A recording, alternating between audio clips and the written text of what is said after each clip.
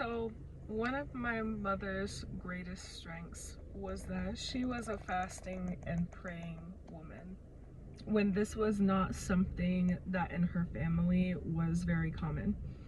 When she was a little younger than me, I believe she said she was 23, I'm 24 right now, or around that time, she told me she went on 2 40-day fasts. And she told me the reason was for her healing, for emotional healing. And I suppose she was seeking Christ for herself, like outside how she was raised to seek God.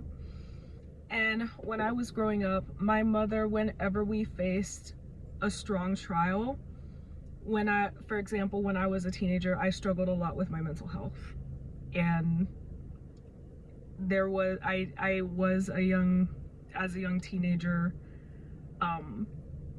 a person who did have to see a psychiatrist, and go to therapy from my teen years due to, just certain adverse childhood experiences involving my family, death of a loved one at a young age that negatively impacted my mental health. And whenever we saw a crisis, my mother's first response was to fast and pray.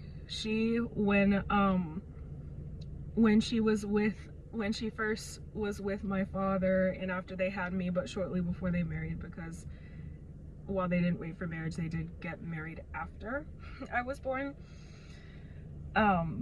They were struggling, and my mother went on a 21-day fast around that time. And she just fought, in her prayer closet. I'm not sure at that time if there was a closet, but she was a fasting and praying woman. She has to this day never stopped being a fasting and praying woman. And to this day, I've never fasted to the intensity, like the length and intensity that my mother has.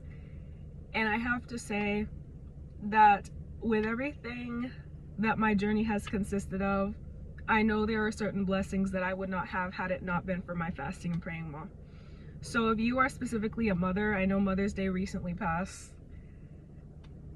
and if you're a fasting and praying mom, just know that God will not let that go to waste for your kids.